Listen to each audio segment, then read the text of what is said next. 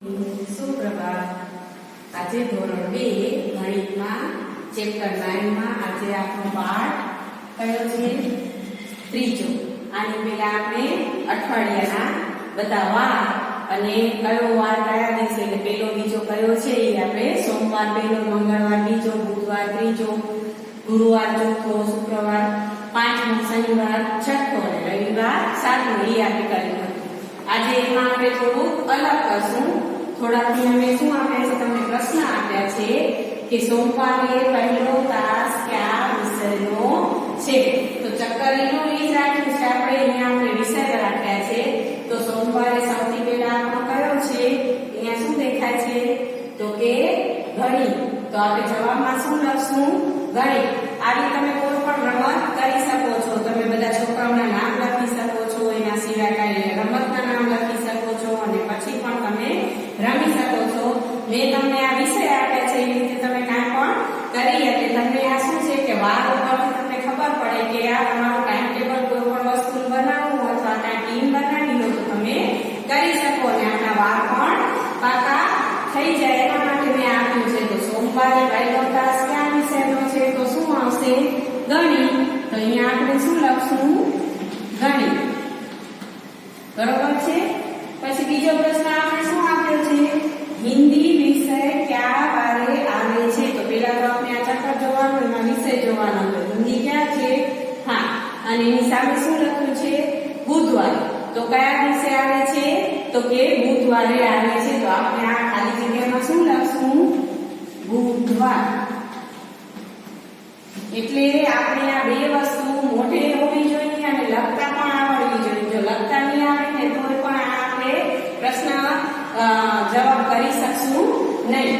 પછી ત્રીજો પ્રશ્ન છે કે શુક્રવારે કયા વિષયનો તાસ છે? તો પહેલા તો આપણે અહીંયાથી જોઈ લેવાનું કે વાર કયા છે. તો સોમ, મંગળ, બુધ, ગુરુ ને શુક્ર. અને શુક્રની સામે કયું આપેલું છે? હા, કોમ્પ્યુટર. કયું આપેલું છે? કોમ્પ્યુટર.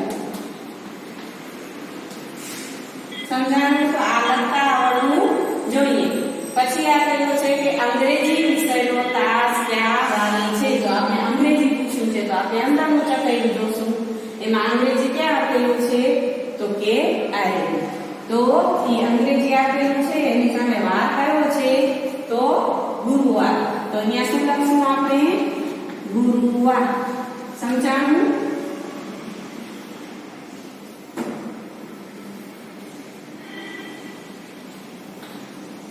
એના પછી છે કે ચિત્ર વિષયનો તાસ કયા વારે છે? તો ચિત્ર તો તમને બધાને ખૂબ જ ગમે અને એ ક્યાં લખેલો છે? તો કે આયરો. અને એની સામે વાર કયો છે? તો શનિવાર. તો અહીંયા આપણે ખાલી જગ્યામાં શું લખશું? શનિવાર. સમજાણું? આવી રીતે તમે કોઈ પણ રમત કરી શકો છો. રજાનો દિવસ એટલે કયો વાર આવે? તમને બધાને ખબર જ છે. એમાં મારે આમ કરવાની એ જરૂર નથી, અહીંયા જ આપેલું છે કયો વાર હોય. તો રજાનો તો તમને મજા જ હોય એટલે શું આવે? તો કે રવિવાર.